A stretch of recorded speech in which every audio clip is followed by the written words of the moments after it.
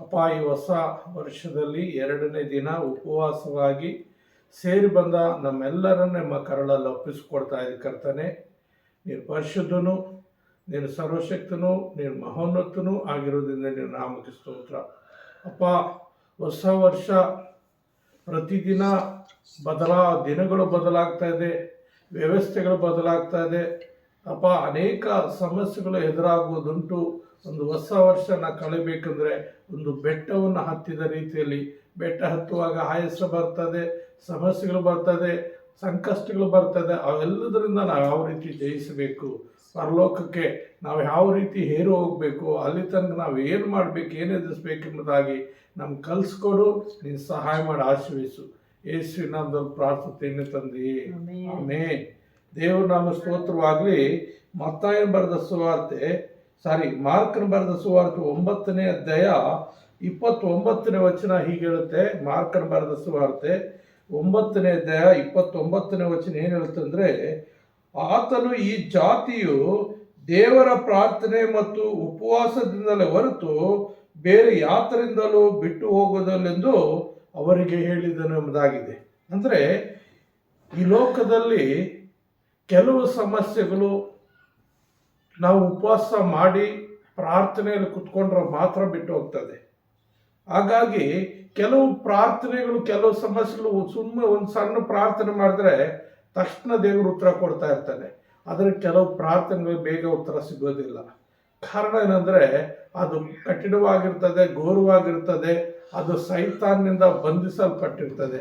ಆ ಸೈತಾನನ ಕಟ್ಟುಗಳಿಂದ ಬಿಡಿಸ್ಕೊಡ್ಬೇಕಂದ್ರೆ ಉಪವಾಸವಾಗಿದ್ದು ಪ್ರಾರ್ಥನೆ ಪೂರ್ವಕವಾಗಿ ನಾವು ಪ್ರಾರ್ಥನೆಯಲ್ಲಿ ಕಳೆಯುವಾಗ ಅಂಥ ಬಂಧನಗಳಿಂದ, ಅಂಥ ಸೈತಾನ ಕಟ್ಟೆಗಳಿಂದ ಬಿಡಿಸಲ್ಪಡ್ತಾ ಇದೆ ಎಂಬುದಾಗಿ ವಾಕ್ಯ ನಮ್ಗೆ ಹೇಳ್ತದೆ.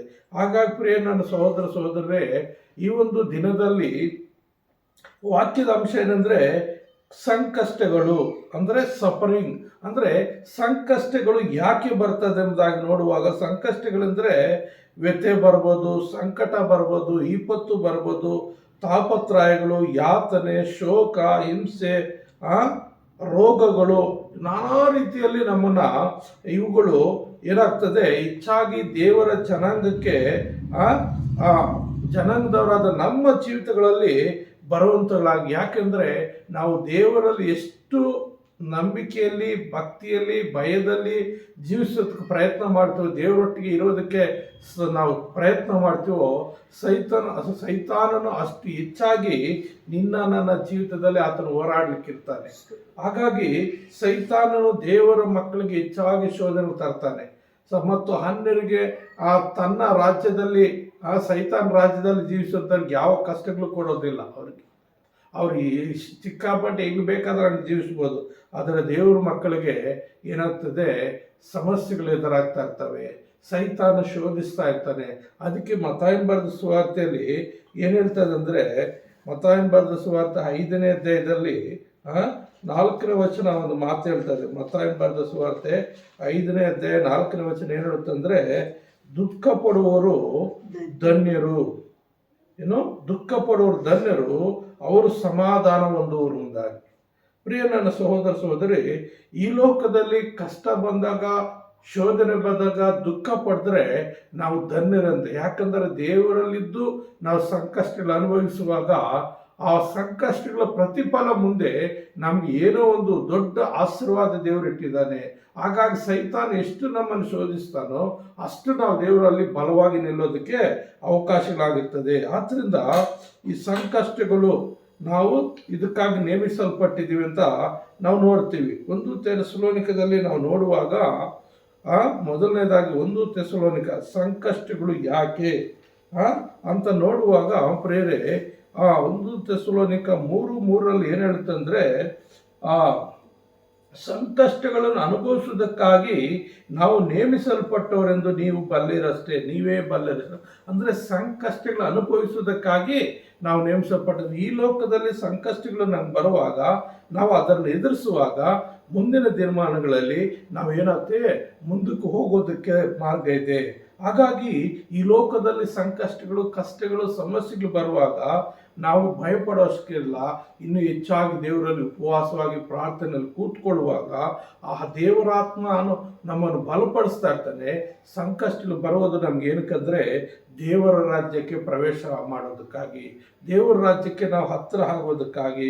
ಅದಕ್ಕಾಗಿ ಆ ಅಪೊಸ್ತಲ ಕೃತ್ಯಗಳಲ್ಲಿ ನಾವು ನೋಡ್ತೀವಿ. ಅಪೊಸ್ತಲ ಕೃತ್ಯಗಳು 14ನೇ ಅಧ್ಯಾಯದಲ್ಲಿ ಏನು ಹೇಳಲ್ಪಟ್ಟಿದೆ ಅಂದರೆ, ಅಪೊಸ್ತಲ ಕೃತ್ಯಗಳು 14ನೇ ಅಧ್ಯಾಯ 22ನೇ ವಚನದಲ್ಲಿ ನಾವು ನೋಡುವಾಗ 14:22 ಏನು ಹೇಳುತ್ತಂದ್ರೆ, ಪ್ರೇರೆ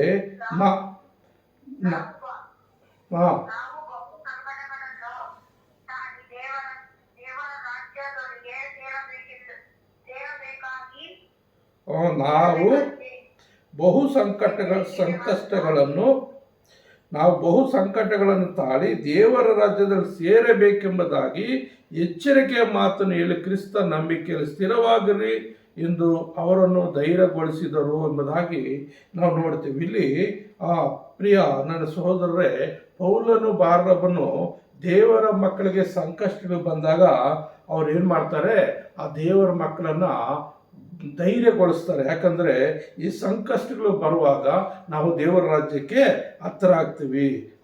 ದೇವರ ರಾಜ್ಯಕ್ಕೆ ನಾವು ಹತ್ತಿರ ಆಗ್ತೀವಿ, ಬಾಧ್ಯರಾಗ್ತೀವಿ. ಆದ್ದರಿಂದ ಸಂಕಷ್ಟಗಳು ಬಂದಾಗ, ಶ್ರಮೆಗಳು ಬಂದಾಗ ನೀವು ಭಯಪಡಬೇಡ್ರಿ, ಪ್ರಾರ್ಥನೆಯಲ್ಲಿ ಉಪವಾಸದಲ್ಲಿ ನಿರತರಾಗಿರಂತೇಳಿ ಪೌಲ ಬಾರ್ನಬರು ಅಲ್ಲಿರುವಂಥ ಪ್ರಜೆಗಳಿಗೆ ಧೈರ್ಯಗೊಳಿಸ್ತಾ ಇದ್ದಾರೆ. ಸಂಕಷ್ಟಗಳಿಗೆ ಮಾದರಿ ಯಾರಂತ ನೋಡುವಾಗ ಸಂಕಷ್ಟಗಳಿಗೆ ಮಾದರಿ ಯೇಸು ಕ್ರಿಸ್ತನಾಗಿದ್ದಾನೆ.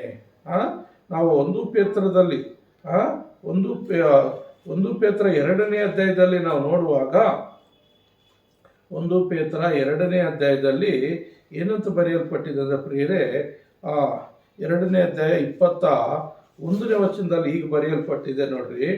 ಏನಂತಂದ್ರೆ, ಇದಕ್ಕಾಗಿಯೇ ನೀವು ಕರೆಯಲ್ಪಟ್ಟಿರಿ, ಕ್ರಿಸ್ತನು ಸಹ ನಿಮಗೋಸ್ಕರ ಬಾಧೆಯನ್ನು ಅನುಭವಿಸಿ ನೀವು ತನ್ನ ಹೆಜ್ಜೆ ಜಾಡಿನಲ್ಲಿ ನಡೆಯಬೇಕೆಂದು ಮಾದರಿಯನ್ನು ತೋರಿಸುವುದನ್ನು. ಅಂದರೆ ಸಂಕಷ್ಟಗಳು ಅನುಭವಿಸುವುದಕ್ಕಾಗಿ ಯೇಸು ಕ್ರಿಸ್ತನ ಈ ಲೋಕಕ್ಕೆ ಬಂದನು. ಆತನು ಬಂದು ಈ ಲೋಕದಲ್ಲಿ ಎಷ್ಟೋ ಸಂಕಷ್ಟಗಳನ್ನು ಆತನು ಅನುಭವಿಸಿದನು, ಎಷ್ಟೋ ಹಿಂಸೆಗಳನ್ನು ಅನುಭವಿಸಿದನು, ಎಷ್ಟೋ ನೋವು ಪಟ್ಟನು. ಯಾಕೆಂದರೆ ಇದೆಲ್ಲ ಲೋಕದಲ್ಲಿ ನಿಮ್ಗೆ ಬರೋದುಂಟು, ಅದು ನಾನು ಕೂಡ ಅನುಭವಿಸಿದ್ದೀನಿ. ನೀವು ಭಯಪಡಬೇಕಾಗಿಲ್ಲ. ನೀವು ನಾನು ಅನುಭವಿಸಿದ್ಕಿಂತ ಕಷ್ಟಗಳು ನಿಮ್ಗೇನು ಬರೋದಿಲ್ಲ, ನಾನು ಅನುಭವಿಸಿದ ಹಿಂಸೆ ನಿಮ್ಗೇನು ಬರೋದಿಲ್ಲ. ಆದರೆ ನಿಮ್ಗೆ ಬರುವಂಥ ಸಂಕಷ್ಟಗಳೇನಿದೆಯೋ ಅದರಲ್ಲೆಲ್ಲ ಧೈರ್ಯವಾಗಿರ್ರಿ ಅಂತೇಳಿ ಯೇಸು ಕ್ರಿಸ್ತನೇ ಆ ದೇವಾದಿದೇವನ ಮನುಷ್ಯ ಕುಮಾರನಾಗಿ ಲೋಕದಲ್ಲಿ ಬಂದು ಬರುವಂಥ ಎಲ್ಲ ಹಿಂಸೆಗಳು, ಎಲ್ಲ ಸಂಕಷ್ಟಗಳನ್ನು ಸಹಿಸಿಕೊಂಡು ಆತನೇನು ಮಾಡ್ತಾನೆ, ಪರಲೋಕ ರಾಜ್ಯವನ್ನು ಹೇಳ್ತಾನೆ. ಆತನ ಯಾರನ್ನು ಬೈಯೋರು ಬೈಲಿಲ್ಲ, ದೂಷಿಸುವಂಥವ್ರು ದೂಷಿಸಲಿಲ್ಲ. ಆತನ ಬಾಯಲ್ಲಿ ಯಾವ ವಂಚನೆ ಮಾತು ಸಿಗಲಿಲ್ಲ. ಹಾಗಾಗಿ ದೇವರ ಮಕ್ಕಳಾಗಿರುವಂಥ ನಮಗೆ ಸಂಕಷ್ಟಗಳು ಬಂದಾಗ, ಅಪಮಾನಗಳು ಬಂದಾಗ, ನಿಂದೆಗಳು ಬಂದಾಗ, ಶೋಧನೆಗಳು ಬಂದಾಗ ನಾವು ಇತರರು ದೂಷಿಸದೆ ದೇವರು ಒಪ್ಪಿಸ್ಕೊಟ್ಟು ಅವರಿಗಾಗಿ ನಾವು ಪ್ರಾರ್ಥಿಸಿ ದೇವರೊಂದು ಮಾರ್ಗದಲ್ಲಿ ನಾವು ನಡೆಯುವಾಗ ಖಂಡಿತ ನಾವು ದೇವರ ರಾಜ್ಯಕ್ಕೆ ಹತ್ತಿರ ಆಗ್ತೀವಿ, ದೇವರ ರಾಜ್ಯಕ್ಕೆ ನಾವು ಹತ್ತಿರ ಆಗ್ತೀವಿ. ಅದಕ್ಕಾಗಿ ಈ ಸಂಕಟ ಯಾತಕ್ಕಾಗಿ ಬರ್ತದೆ ಅಂತ ಹೇಳುವಾಗ, ಸಂಕಷ್ಟಗಳು ಬರುವುದು ನಮ್ಮನ್ನು ಶಿಕ್ಷಣದಲ್ಲಿ ನಡೆಸೋದಕ್ಕಾಗಿ, ನಮ್ಮ ಶಿಕ್ಷಣಕ್ಕಾಗಿ ಈ ಸಂಕಷ್ಟಗಳು ಬರ್ತದೆ ಎಂಬುದಾಗಿ ಇಬ್ರಿಯರು ಬರೆದ ಪತ್ರಿಕೆಯಲ್ಲಿ ನಾವು ನೋಡ್ತೀವಿ. ಇಬ್ರಿಯರು ಬರೆದ ಪತ್ರಿಕೆಯ 12ನೇ ಅಧ್ಯಾಯದಲ್ಲಿ 6ನೇ ವಚನ ನೋಡುವಾಗ ಅಲ್ಲಿ ಯೇಸು ಸ್ವಾಮಿ ಬಗ್ಗೆ ಏನು ಹೇಳ್ತಾ ಇದ್ದಾರೆ, ಕರ್ತನು ತಾನು ಪ್ರೀತಿಸುವವರೇ ಶಿಕ್ಷಿಸುತ್ತಾನೆ, ತಾನು ಸೇರಿಸಿಕೊಳ್ಳುವ ಪ್ರತಿಯೊಬ್ಬ ಮಗನನ್ನು ಹೊಡೆಯುತ್ತಾನೆ ಎಂಬುದು. ನೀವು ಶಿಕ್ಷಿತರಾಗುವುದಕ್ಕಾಗಿ ನಿಮಗೆ ಶಿಕ್ಷೆ ಆಗುತ್ತದೆಂದು ತಿಳಿದು ನೀವು ಅದನ್ನು ಸಹಿಸಿಕೊಳ್ಳ್ರಿ. ದೇವರು ನಿಮ್ಮನ್ನು ಮಕ್ಕಳೆಂದು ನಡೆಸುತ್ತಾನೆ. Amen, hallelujah. ನೋಡ್ರಿ, ಶಿಕ್ಷೆ ಬಂದಾಗ ನಾವು ದೇವರು ನಮ್ಗೆ ಶಿಕ್ಷಿಸುವಾಗ ನಾವು ಏನು ಭಯ ಪಡಬಾರ್ದು, ಹೆದರಬಾರ್ದು. ಅಯ್ಯೋ ನನಗೆ ಯಾವಾಗಲೂ ಕಷ್ಟಗಳೇ, ಯಾವಾಗಲೂ ಶ್ರಮೆಗಳೇ, ಯಾವಾಗಲೂ ರೋಗಗಳಂತ ಭಯಪಡೋ ಅವಶ್ಯಕತೆ ಇಲ್ಲ. ಯಾಕಂದರೆ ಈ ಲೋಕದಲ್ಲಿ ಈ ಶರೀರಕ್ಕೆ ಬರ್ತದೆ, ಈ ಶರೀರಕ್ಕೆ ಸಮಸ್ಯೆಗೆ ಬರ್ತದೆ, ಆತ್ಮಕ್ಕೆ ಬರೋದಿಲ್ಲ. ಈ ಶರೀರ ಇಲ್ಲಿ ಈ ಲೋಕದಲ್ಲೇ ಬಿಟ್ಟು ಹೋಗ್ತೀವಿ, ಆತ್ಮ ದೇವರ ರಾಜ್ಯ ಸೇರ್ತದೆ. ಅಂದರೆ ಈ ಲೋಕದಲ್ಲಿ ನಾವು ದಾರಿ ತಪ್ಪು ಹೋಗದಂತೆ ಆಗಾಗ ದೇವರೇ ಒಂದು ತನ್ನ ಕ್ರಮಶಿಕ್ಷಣದಲ್ಲಿ ತನ್ನನ್ನು ಬಿಟ್ಟು ದೂರ ಹೋಗದಾಗೆ ತನ್ನ ಹತ್ರ ಇಟ್ಕೊಳ್ಳೋದಕ್ಕಾಗಿ ಆಗಾಗ ನಮಗೆ ಸಂಕಷ್ಟಗಳು ಎದುರಾಗ್ತಾ ಇರ್ತವೆ, ಆಗಾಗ ಸಂಕಷ್ಟಗಳು ಕೊಡ್ತಾ ಇರ್ತಾನೆ. ಆದ್ದರಿಂದ ನಾವು ಭಯಪಡೋ ಅವಶ್ಯಕತೆ ಇಲ್ಲ. ನೋಡ್ರಿ, ಈ ಇನ್ನೊಂದು ವಚನ ನಾವು ನೋಡುವ ಸಂಕಷ್ಟಗಳಿಂದ ದೇವರು ನಮ್ಮನ್ನು ಪರೀಕ್ಷಿಸ್ತಾನೆ ಎಂಬುದಾಗಿ 2 ಪೂರ್ವಕಾಲ ವೃತ್ತಾಂತದಲ್ಲಿ ಹಿಜ್ಕೀಯನನ್ನು ಒಪ್ಪಿಸಿಕೊಡ್ತಾನೆ ಸಂಕಷ್ಟಗಳಿಗಾಗಿ. 2 ಪೂರ್ವಕಾಲ ವೃತ್ತಾಂತ 32ನೇ ಅಧ್ಯಾಯ 31ನೇ ವಚನದಲ್ಲಿ ನಾವು ನೋಡುವಾಗ, 2 ಪೂರ್ವಕಾಲ ವೃತ್ತಾಂತ 32ನೇ ಅಧ್ಯಾಯ 31ನೇ ವಚನದಲ್ಲಿ ಇಲ್ಲಿ ಬಹಳ ಸ್ಪಷ್ಟವಾಗಿದೆ. ಆದದರಿಂದ ಅವನು ದೇಶದಲ್ಲುಂಟಾದ ಅದ್ಭುತವಾದ ವಿಷಯವನ್ನು ವಿಚಾರಿಸೋದಕ್ಕಾಗಿ ಬಾಬೆಲ್ ಪ್ರಭುಗಳ ರಾಯಭಾರಿಗಳು ಅವನ ಬಳಿಗೆ ಬಂದಾಗ ದೇವರು ಅವನನ್ನು ಪರೀಕ್ಷಿಸುವುದಕ್ಕೂ ಅವನ ಸರ್ವಾಂತರವನ್ನು ತಿಳಿದುಕೊಳ್ಳುವುದಕ್ಕೂ ಅವನನ್ನು ಕೈಬಿಟ್ಟನು. ದೇವರು ಅವನನ್ನು ಪರೀಕ್ಷಿಸುವುದಕ್ಕೂ ಅವನ ಅಂತರಾತ್ಮವನ್ನು ಸರ್ವಾಂತರ್ಯವನ್ನು ತಿಳಿದುಕೊಳ್ಳುವುದು ಅವನನ್ನು ಕೈಬಿಟ್ಟನು ಎಂಬುದಾಗಿದೆ. ಅಂದರೆ ದೇವರು ಒಂದೊಂದು ಸಾರಿ ನಮ್ಮನ್ನು ಪರೀಕ್ಷಿಸುವಾತನಾಗಿದ್ದಾನೆ. ದೇವರು ನಮ್ಮನ್ನು ಪರೀಕ್ಷಿಸುವಾಗ ಯಾವ ರೀತಿ ಪರೀಕ್ಷಿಸಿದನು ಅಂತ ಅಲ್ಲಿ ಹಿಜ್ಕೀಯನನ್ನ ಪರೀಕ್ಷಿಸುವುದಕ್ಕಾಗಿ ಒಳಪಟ್ಟುವಾಗ ಯೆಶಾಯ 38ನೇ ಅಧ್ಯಾಯದಲ್ಲಿ ನಾವು ನೋಡುವಾಗ, ನೀವು ಮನೆಯಲ್ಲಿ ಬರ್ಕೊಂಡು ಹೋಗ್ಕೊಳ್ರಿ, 1ರಿಂದ 8 ವಚನಗಳಲ್ಲಿ ನೋಡುವಾಗ ತನ್ನ ಪ್ರವಾದಿಯಾದ ಯೆಶಾಯನನ್ನ ಹಿಜ್ಕೀಯನ ಹತ್ರ ಕಳಿಸ್ಕೊಟ್ಟು ನೇರವಾಗಿ ಆತನಿಗೆ ಎಚ್ಚರಿಸ್ತಾನೆ. ಏನಂತ ಆ 1ನೇ ವಚನದಲ್ಲಿ ನಾವು ನೋಡುವಾಗ, ಪ್ರವಾದಿಯಾದ ಯೆಶಾಯನು ಅವನ ಬಳಿಗೆ ಬಂದು, ನಿನ್ನ ಮನೆಯ ವಿಷಯವಾಗಿ ವ್ಯವಸ್ಥೆ ಮಾಡು, ಏಕೆಂದರೆ ನೀನು ಉಳಿಯುವ ಹಾಗಿಲ್ಲ, ಸಾಯಬೇಕಾಗಿದೆ ಎಂಬುದಾಗಿ ಯೆಹೋವನು ಅನ್ನುತ್ತಾನೆ ಎಂದು ಹೇಳಿದ್ದನು. ನೋಡ್ರಿ, ನೇರವಾಗಿ ಸಾವನ್ನು ಬಂದು ಸೂಚಿಸ್ತಾ ಇದ್ದಾನೆ. ಇನ್ನೇನೇನೋ ರೋಗ ಬರ್ತದೆ, ಇಲ್ಲ ಇನ್ನೇನೋ ಮತ್ತೊಂದು ಶಿಕ್ಷೆ ಆಗ್ತದೆ, ಅದನ್ನು ನೀನು ಅನುಭವಿಸ್ಬೇಕು, ಅದನ್ನ ನೀನು ಅದರ ಪ್ರಕಾರ ನಿನ್ನನ್ನು ತಿರುಗಿಸ್ಕೊಳ್ಬೇಕು, ಇಲ್ಲ ಪಶ್ಚಾತ್ತಾಪ ಪಡಬೇಕು, ಇಲ್ಲ ಅದು ಪ್ರಾಯಶ್ಚಿತ್ತ ಪಡಬೇಕು, ಏನು ಹೇಳ್ತಾ ಇಲ್ಲ. ನೀನು ಮರಣ ಹೊಂದಬೇಕಾಗಿದೆ, ನೀನು ಸಾಯಬೇಕಾಗಿದೆ. ಹಾಗಾಗಿ ನಿನ್ನ ಸಮಾಧಿಯನ್ನು ನೀನು ಸಿದ್ಧ ಮಾಡ್ಕೋ, ಮನೆಯನ್ನು ಸಿದ್ಧ ಮಾಡ್ಕೊಂಡ್ರೆ ನಿನ್ನ ಸಮಾಧಿಯನ್ನು ಸಿದ್ಧ ಮಾಡ್ಕೋ. ಆಗಿನ ಕಾಲದಲ್ಲಿ ಮನುಷ್ಯರು ಸತ್ತರೆ ಭೂಮಿಯಲ್ಲಿ ಉಣ್ತಾ ಇರಲಿಲ್ಲ, ಗುಹೆಗಳನ್ನು ಮಾಡಿ ಅವರ ಆ ಗುಹೆಗಳಲ್ಲಿ ತಗೊಂಡೋಗಿ ಮನುಷ್ಯರು ಇಡ್ತಾ ಇದ್ರು. ಹಾಗಾಗಿ ಅವ್ರಿಗೆ ಏನಾಗ್ತಾ ಇತ್ತು, ನೀನು ಮನೆಯನ್ನು ಸಿದ್ಧ ಮಾಡ್ಕೋ ಅಂತ ಹೇಳುವಾಗ ಆ ಹಿಜ್ಕೀಯನು ಆ ದೇವ್ರಿಗೆ ಮೊರೆ ಇಡ್ತಾನೆ. ಇದನ್ನು ಕೇಳಿ ಅವನು ಏನ್ ಮಾಡ್ತಾನೆ, ಮೊರೆಯನ್ನು ಗೋಡೆ ಕಡೆಗೆ ತಿರುಗಿಸಿ, ಯೆಹೋವನೇ, ನಾನು ನಂಬಿಗಸ್ತನಾಗಿ ಯಥಾರ್ಥ ಚಿತ್ತನಾಗಿಯೂ ನಿನಗೆ ನಡೆದುಕೊಂಡು ನಿನ್ನ ದೃಷ್ಟಿಯಲ್ಲಿ ಒಳ್ಳೆಯವನಾಗಿದ್ದನ್ನು ನೆನಪು ಮಾಡಿಕೋ ಎಂದು ಪ್ರಾರ್ಥಿಸಿ ಬಹಳವಾಗಿ ಅತ್ತನು. ಅಂದ್ರೆ ಅಲ್ಲಿ ನೋಡುವಾಗ ಹಿಜ್ಕೀಯನು ಯಥಾರ್ಥವಾಗಿದ್ದಾನೆ, ದೇವರ ಒಂದು ಮಾರ್ಗದಲ್ಲಿ ಜೀವಿಸ್ತಾ ಇದ್ದಾನೆ, ದೇವರ ಒಂದು ಭಯಭಕ್ತಿಯಲ್ಲಿ ಜೀವಿಸ್ತಾ ಇದ್ದಾನೆ, ದೇವ್ರಿಗೆ ಇಷ್ಟವಾದ ರೀತಿಯಲ್ಲಿ ಜೀವಿಸ್ತಾ. ಆದರೂ ದೇವರು ಅವನನ್ನ ಏನ್ ಮಾಡ್ತಾನೆ, ನೀನು ಸಾಯಬೇಕಾಗಿದೆ ಅಂತ ಒಂದು ಪರೀಕ್ಷೆಗೆ ಒಳಪಡಿಸ್ತಾನೆ. ಪರೀಕ್ಷೆಗೆ ಒಳಪಡುವಾಗ ಅವನೇನ್ ಮಾಡ್ತಾನಂದ್ರೆ, ಗೋಡೆಗೆ ತನ್ನ ಮೊರೆಯನ್ನು ಮುಖವನ್ನು ಆನಿಸಿ ಗೊಳೋ ಅಂತ ಹೇಳ್ತಾನೆ, ಹತ್ತು, ನಾನು ಯಥಾರ್ಥವಾಗಿದ್ದೀನಲ್ಲ, ನಿನ್ನೊಂದು ಆಜ್ಞೆ ಮೀರಿಲ್ವಲ್ಲ, ನಿನ್ಗೆ ಇಷ್ಟವಾದ ರೀತಿಯಲ್ಲಿ ನಾನು ಜೀವಿಸ್ತಾ ಇದ್ದೀನಲ್ಲ, ನನ್ಗೆ ಯಾಕಪ್ಪ ಇಂಥ ಶಿಕ್ಷೆ ಅಂತ ಈ ಅಳುವಾಗ ದೇವರು ಕನಿಕರ ಪಟ್ಟು ಅವನಿಗೆ ಏನ್ ಮಾಡ್ತಾನೆ, ಮತ್ತೆ 15 ವರ್ಷಗಳು ಅವನಿಗೆ ಆಯಸ್ಸು ಕೊಡ್ತಾನೆ.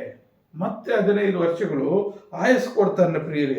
ಹಾಗಾಗಿ ಈ ಲೋಕದಲ್ಲಿ ಒಂದು ವೇಳೆ ನಮ್ಗೆ ಸಂಕಷ್ಟಗಳು ಬರಬಹುದು. ಸಂಕಷ್ಟಗಳು ಬಂದಾಗ ನಾವೇನ್ ಮಾಡ್ಬೋದು, ಭಯಪಡೋ ಅವಶ್ಯಕತೆ ಇಲ್ಲ, ಭಯಪಡೋ ಅವಶ್ಯಕತೆ ಇಲ್ಲ. ಆ ಆಮೋಸನ ಗ್ರಂಥದಲ್ಲಿ ಕೂಡ ಒಂದು ಪ್ರಜೆಗಳಿಗೆ, ತನ್ನ ಪ್ರಜೆಗಳಿಗೆ ಒಂದು ಮಾತುಗಳು ಹೇಳ್ತಾನೆ ಇಲ್ಲಿ. ಯಾವುದು ಅಂದ್ರೆ 4ನೇ ಅಧ್ಯಾಯದಲ್ಲಿ, ಆಮೋಸನ ಬರೆದಂಥ ಗ್ರಂಥದಲ್ಲಿ 4ನೇ ಅಧ್ಯಾಯದಲ್ಲಿ ಕೆಲವು ಶಿಕ್ಷೆಗಳು ದೇವರು ಮನುಷ್ಯರಿಗೆ ಕೊಡ್ತಾನೆ, ಲೋಕಕ್ಕೆ ಕೊಡ್ತಾನೆ. ಆದರೂ ಮನುಷ್ಯರು ದೇವ್ರ ಕಡೆಗೆ ತಿರುಗ್ತಾ ಇಲ್ಲ. ನೋಡ್ರಿ, ಇಲ್ಲಿ 4ನೇ ಅಧ್ಯಾಯ 6ನೇ ವಚನ ಓದುವಾಗ, ನಿಮ್ಮ ಊರುಗಳಲ್ಲೆಲ್ಲ ನಿಮ್ಮ ಅಲ್ಲಿಗೆ ಏನು ಸಿಕ್ಕದಂತೆಯೂ ನಿಮ್ಮ ಸಕಲ ನಿವಾಸಗಳಲ್ಲಿ ಅನ್ನದ ಕೊರತೆಯಾಗುವಂತೂ ಆಗುವ ಹಾಗೂ ಮಾಡಿದೆನು, ಈಗೂ ನೀವು ನನ್ನ ಕಡೆಗೆ ಹಿಂತಿರುಗಲಿಲ್ಲ ಎಂದು ಯೆಹೋವನು ಅನ್ನುತ್ತಾನೆ. ಅಂದ್ರೆ ನಿಮ್ಮೂರಲ್ಲಿ ಒಂದು ಹಗಲು ಅನ್ನ ಸಿಕ್ಕದಂತೆ, ಒಂದು ತುತ್ತಿಗೆ ಬಾಯಿಗೆ ಊಟ ಸಿಕ್ಕದಂತೆ ನಾನು ಕಷ್ಟ ಕೊಟ್ಟೆ, ಸಮಸ್ಯೆಗಳು ಕೊಡ್ತೆ, ಅನ್ನದ ಕೊರತೆ ಕೊಟ್ಟೆ. ಆದರೂ ಇಷ್ಟು ಕಠಿಣವಾದ ಶಿಕ್ಷೆ ಕೊಟ್ಟರು ನೀವು ನಿಮ್ಮ ದುರ್ಮಾರ್ಗವನ್ನು ಬಿಟ್ಟು, ನಿಮ್ಮ ಪಾಪಗಳನ್ನು ಬಿಟ್ಟು, ನಿಮ್ಮ ಹಠಮಾರಿತನವನ್ನು ಬಿಟ್ಟು ನನ್ನ ಕಡೆಗೆ ತಿರುಗಲಿಲ್ಲ. ಇನ್ನು 7ನೇ ವಚನದಲ್ಲಿ ನೋಡುವಾಗ ಏನಂತ, ಸುಗ್ಗಿಗೆ 3 ತಿಂಗಳು ಕಳೆಯಬೇಕಾದಾಗಲೂ ನಿಮಗೆ ಮಳೆಯನ್ನು ತಡೆದನು. ಒಂದು ಊರಿನ ಮೇಲೆ ಮಳೆಯಾಗುವಂತೆಯೂ ಇನ್ನೊಂದು ಊರಿನ ಮೇಲೆ ಮಳೆಯಾಗದಂತೂ ಮಾಡಿದನು. ಒಬ್ಬನ ಹೊಲದಲ್ಲಿ ಮಳೆಯಾಯಿತು, ಮಳೆಯಾಗದ ಹೊಲವು ಬಾಡಿ ಹೋಯಿತು. 2-3 ಊರಿನವರು ನೀರು ಕುಡಿಯೋದಕ್ಕೆ ಮತ್ತೊಂದು ಊರಿಗೆ ಬಳಲಲು ಹತ್ತು ಹೋಗುತ್ತಿದ್ದರು. ಬಾಯಾರಿಕೆ ತೀರಲ್ಲ, ಈಗೂ ನೀವು ನನ್ನ ಕಡೆಗೆ ಹಿಂತಿರುಗಿಲ್ಲ ಎಂದು ಯೆಹೋವನು ನುಡಿಯುತ್ತಾನೆ. ಅಂದ್ರೆ ಅಷ್ಟು ಹಿಂಸೆ ಕೊಟ್ಟರು ನೀರಿಗೆ ಇನ್ನೊಂದು ಊರಿಗೆ ಹೋಗ್ತಾ ಇದ್ರಂತೆ. ಒಂದೂರಲ್ಲಿ ಮಳೆ ಬೀಳ್ತಾ ಇತ್ತು, ಒಂದು ಹೊಲದಲ್ಲಿ ಮಳೆ ಬೀಳ್ತಾ ಇತ್ತು, ಪಕ್ಕದ ಹೊಲದಲ್ಲಿ ಮಳೆ ಬೀಳ್ತಾ ಇರಲಿಲ್ಲ. ಅಷ್ಟು ಕಠಿಣವಾಗಿ ಹಿಂಸಿಸಿದ್ರು ಅನೇಕರು ಏನ್ ಮಾಡ್ತಾ ಇದ್ರು, ದೇವ್ರ ಕಡೆಗೆ ತಿರ್ಲಿಲ್ಲಂತೆ. ಅನೇಕರು ದೇವ್ರ ಕಡೆಗೆ ತಿರ್ಗಲಿಲ್ಲಂತೆ.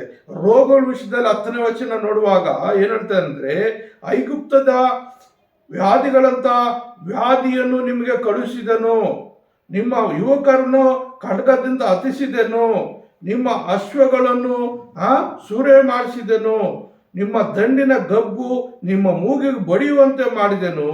ಈಗೂ ನೀವು ನನ್ನ ಕಡೆಗೆ ಹಿಂತಿರುಗಲಿಲ್ಲ ಎಂದು ಯೆಹೋವನು ನುಡಿಯುತ್ತಾನೆ. ಅಂದ್ರೆ ಐಗುಪ್ತ ದೇಶದಲ್ಲಿ ಇಸ್ರಾಯೇಲ್ ಕರ್ಕೊಂಡು ಬರುವಾಗ 10 ಘೋರ ವ್ಯಾಧಿಗಳನ್ನು ಅಲ್ಲಿ ಸೃಷ್ಟಿ ಮಾಡಿ, ಕೊನೆಯ ವ್ಯಾಧಿ ಏನು, ಪ್ರತಿಯೊಂದು ಮನೆಯಲ್ಲಿ ಸಾವು. ಐಗುಪ್ತ ದೇಶದ ಪ್ರತಿಯೊಂದು ಮನೆಯಲ್ಲಿ ಒಂದೇ ದಿವಸ ಸಾವು, ಒಂದೇ ರಾತ್ರಿಯಲ್ಲಿ ಎಲ್ಲ ಮನೆಗಳ ಸಾವಾಗಿತ್ತು. ಅಷ್ಟು ಕಠಿಣವಾದ ಹಿಂಸೆಗಳು ಕೊಟ್ಟರು. ಆ ಐಗುಪ್ತರು ಯಾವ ರೀತಿ ಸ್ವಲ್ಪ ತಾಳ್ಮೆ ತಗೊಂಡ್ರು ಮತ್ತೆ ತಿರುಗಿ ಬಿದ್ರು. ಅದೇ ರೀತಿ ಇಷ್ಟೊಂದು ಶಿಕ್ಷೆ ಕೊಟ್ಟರು ನೀವು ನನ್ನ ಕಡೆಗೆ ತಿರುಗ್ತಾ ಇಲ್ಲ. ಮತ್ತು ಮುಂದಕ್ಕೆ ನೋಡುವಾಗ, ಸೊದೋಮ್ ಗೊಮೋರಗಳು ಕೆಡುವಿದಂತೆ ನಾನು ನಿಮ್ಮ ಅನೇಕ ಪಟ್ಟಣಗಳು ಕೆಡುವಲು ಉರಿಯಿಂದ ಹೆಣೆದ ಕೊಳ್ಳಿ ಆಗಿದ್ದೀರಿ, ಈಗೂ ನೀವು ನನ್ನ ಕಡೆಗೆ ಹಿಂತಿರುಗಲಿಲ್ಲ ಎಂದು ಯೆಹೋವನು ನುಡಿಯುತ್ತಾನೆ. ಅಂದ್ರೆ ಸೊದೋಮ್ ಗೊಮೋರ ಆಕಾಶದಿಂದ ಬೆಂಕಿ ಗಂಧಕಗಳು ಬಿದ್ದು ಊರೇ ಎಲ್ಲ ಮನೆಗಳು, ಪೈರುಗಳು, ಬೆಳೆಗಳು, ಮನುಷ್ಯರು, ಪ್ರಾಣಿಗಳು ಎಲ್ಲ ಊರೇ ಬರ್ನಾಗೋಯ್ತು. ಇವತ್ತಿಗೂ ಅದು ಸಾಕ್ಷಿಯಾಗಿದೆ. ಮೃತ ಸಮುದ್ರ, ಡೆತ್ ಸಿ ಪಕ್ಕದಲ್ಲಿ ಸೊದೋಮ್ ಗೊಮೋರ ಪಟ್ಟಣಗಳಿರೋದು. ಅಲ್ಲಿ ಒಂದು ಮನೆ ಇಲ್ಲ, ಒಂದು ಏನು ಮೊಳಕೆ ಬರೋದಿಲ್ಲ. ಎಷ್ಟು ಮಳೆ ಬಿದ್ದರೂ ಕೂಡ ಅಲ್ಲಿ ಹಿಂಗೋಗ್ತದೆ, ಯಾವುದೇ ಒಂದು ಬೆಳೆ ಬರೋಲ್ಲ, ಅಲ್ಲಿ ಮನುಷ್ಯರು ವಾಸ ಮಾಡೋಕ್ಕಿಲ್ಲ, ಅಲ್ಲಿ ಯಾವುದೇ ಒಂದು ಹಸಿರು ಬೆಳೆಯಲ್ಲ. ಅಷ್ಟು ಇವತ್ತಿಗೂ ಸಾಕ್ಷಿಯಾಗಿದೆ. ಆ ರೀತಿ ಇವಾಗ ದೇಶಗಳ ಮೇಲೆ ದೇಶ, ಏನು ರಾಜ್ಯದ ಮೇಲೆ ರಾಜ್ಯ ಬೀಳ್ತಾ ಇದೆ. ಬೆಂಕಿ ಅಂದ್ರೇನು, ಬಾಂಬ್ಗಳು, ಬಾಂಬ್ಗಳು ಸ್ಫೋಟಿಸ್ತಾ ಇದ್ದಾರೆ, ಮನೆಗಳ ಮೇಲೆ ಹಾಕ್ತಾ ಇದ್ದಾರೆ. ಎಷ್ಟು ಏನು ಘೋರವಾದ ಇವಾಗ ರಷ್ಯಾ ಉಕ್ರೇನಲ್ಲಿ ಯುದ್ಧಗಳು ನಡೀತಾ ಇದೆ. ಹಾಮಸ್ ಮತ್ತು ಇಸ್ರಾಯೇಲು, ಗಾಜಾ ಪಟ್ಟಣಗಳು ಯುದ್ಧ ನಡೀತಾ ಇದೆ. ಏನೋ ಹತ್ತಿರದಲ್ಲಿ ನಮ್ಮ ಭಾರತ ಇಂಡಿಯಾಕ್ಕೂ ಕೂಡ ಜಗಳ ಇತ್ತು. ಆದರೆ ಆ ಟ್ರಂಪ್ ಅದನ್ನೇನು ಮಾಡ್ದ, ಒಂದು ಸಮಾಧಾನ ಕೊಟ್ಟು ಅದೇನೋ ಒಂದು ಒಳ ಸೀಕ್ರೆಟ್ ಮಾಡಿ ಅದನ್ನ ಯುದ್ಧ ನಡೀದಾಗ ಮಾಡಿಬಿಟ್ಟ. ಈ ರೀತಿ ಪ್ರಿಯರೇ, ಇಷ್ಟು ಆದರೂ ನೀವು ನನ್ನ ಕಡೆಗೆ ತಿರುಗಿಕೊಳ್ತಾ ಇಲ್ಲ. ಊಟ ತಡೆದೆ, ಮಳೆ ತಡೆದೆ, ರೋಗಗಳು ಕೊಟ್ಟೆ, ಯುದ್ಧಗಳು, ಪ್ರಾಣಗಳು ಹೋಗುವಂತ ಸ್ಥಿತಿ ತಂದೆ, ಆದರೂ ನೀವು ನನ್ನ ಕಡೆ ತಿರುಗಿಕೊಳ್ತಾ ಇಲ್ಲ ಅಂತೇಳಿ ಹೇಳ್ತಾ ಇದ್ದಾನೆ. ಅದಕ್ಕಾಗಿ ಸಂಕಟ ಸೃಷ್ಟಿಗಳಿಂದ ಏನಾಗುತ್ತೆ ಅಂತ ನಾವು ನೋಡುವಾಗ, ಗಲಾತ್ಯದವರು ಬರೆದ ಪತ್ರಿಕೆಯಲ್ಲಿ ನಾವು ನೋಡುವಾಗ, ಬಿತ್ತಿದ್ದನ್ನು ಕೊಯ್ಯಲು ನಾವು ಏನು ಬಿತ್ತುತ್ತೀವೋ ಅದೇ ಕೊಯ್ತೀವಿ. ನೋಡ್ರಿ, ಗಲಾತ್ಯ 6ನೇ ಅಧ್ಯಾಯದಲ್ಲಿ ನಾವು ನೋಡುವಾಗ 7ನೇ ವಚನ, ಮೋಸ ಹೋಗ್ಬೇಡ್ರಿ, ದೇವರು ತಿರಸ್ಕಾರ ಸಹಿಸುವನಲ್ಲ, ಮನುಷ್ಯನು ತಾನು ಏನು ಬಿತ್ತುತ್ತಾನೋ ಅದನ್ನೇ ಕೊಯ್ಯಬೇಕು. ಮನುಷ್ಯನು ಏನು ಬಿತ್ತುತ್ತಾನೋ ಅದನ್ನೇ ಕೊಯ್ತಾನೆ. ನೀನು ಪ್ರೀತಿ ಬಿತ್ತುತ್ತೀಯಾ, ನಿನ್ನ ಪ್ರೀತಿನೇ ಕೊಯ್ತೀಯಾ. ನೀನು ದ್ವೇಷ ಬಿತ್ತುತ್ತೀಯಾ, ನಿನ್ನ ದ್ವೇಷನೇ ಕೊಯ್ತೀಯಾ.